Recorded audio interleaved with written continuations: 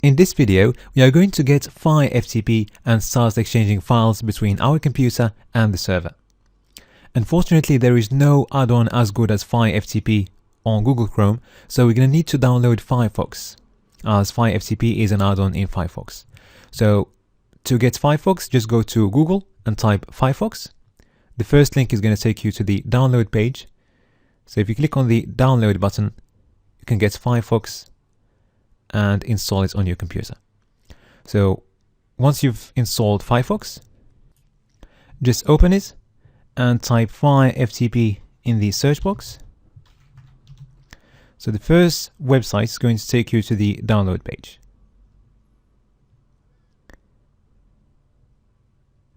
Now if we click on the download button or add to FireFox and then install. Now let's restart our browser. Okay, now if you click on this icon, you'll see a customize button. Just click on it. And then you'll see the FireFTP icon in there. So you can just drag it and drop it in the top bar. Okay. Now let's just click again on this icon and open FireFTP using the FireFTP icon. Now I'm going to split my screen to two halves. So on the left half, we're going to have our FireFTP, and on the right hand side half, we're going to have our FireFTP or FTP details.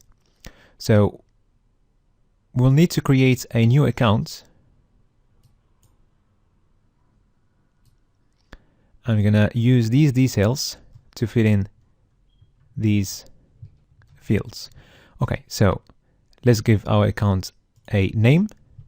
So I'm going to call it Complete Web Development Course. And then the host is going to be the FTP server. The login is the username. And the password is the same password of the cPanel that you would have received by email. So you can just copy it from the email and paste it here. So now if you click on OK, you will get a new account in there. Okay. So if you click on connect, now we are connected to the server and we can see all the files in there. Now to make our website live, we are going to place our Hello World file inside the public file. Okay. So let's go to the Complete Web Development Course folder, HTML, and let's copy this file to our public file. So we're going to click on the right arrow to upload the file to the server. And let's change the name of the file to index.html. Okay, so now let's open our browser.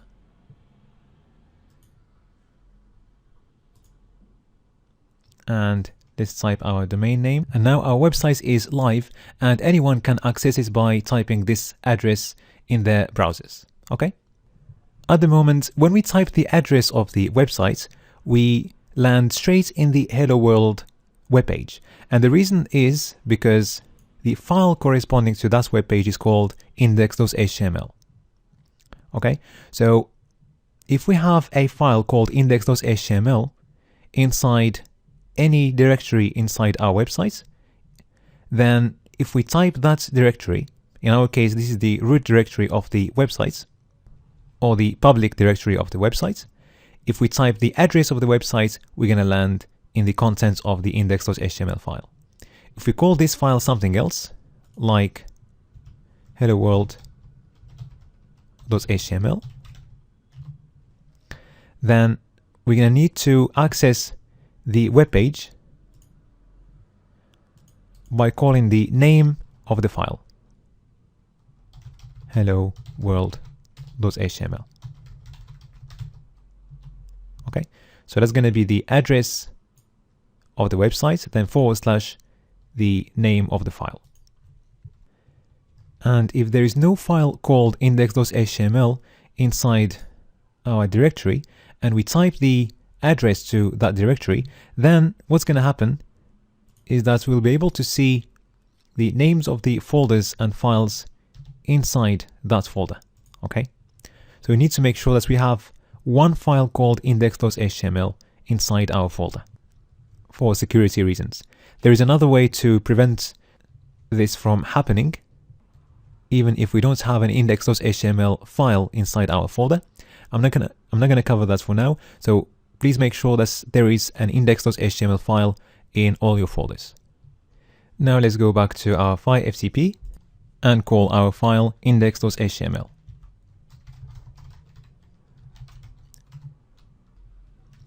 Now we're going to learn how to make live changes to our website using FireFTP. So first we need to open our file using a text editor. If you want to use brackets, just click right on the file and then open with. So if you don't see brackets there, just click on add programs and then give the program a name. Let's call it brackets. And we need to find where our program lives. So just click on browse. So in my case, it's inside the C folder, program files, then brackets. Then we're going to double click on the brackets file. Okay. And now we can see brackets in the programs. Okay. So just click on apply and then OK. Now let's open our file using brackets. So to do that, either you click right and you open with brackets. Otherwise, you can just click on the file and do Control O or Command O.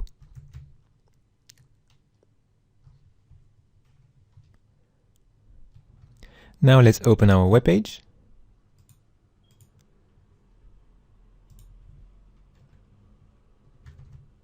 Okay, so if you make any change now in the file and save, doing Control S, then if you refresh the page, you will see the change that you have just implemented in the file. You may notice a bit of delay for changes to take place, and that's because of caching. So if you want to fix that, just go back to the cPanel and scroll down until you see Unix vanish. Just click on that. And then if you click on Enable Disable Caching and scroll down, you can just disable caching from there. And then click on Submit. Okay. Now if we change anything on our file, we'll see the change quickly on our browser. Alright, so in the rest of our chapter, we're going to be looking at HTML components, and we're going to start with headings in the next video.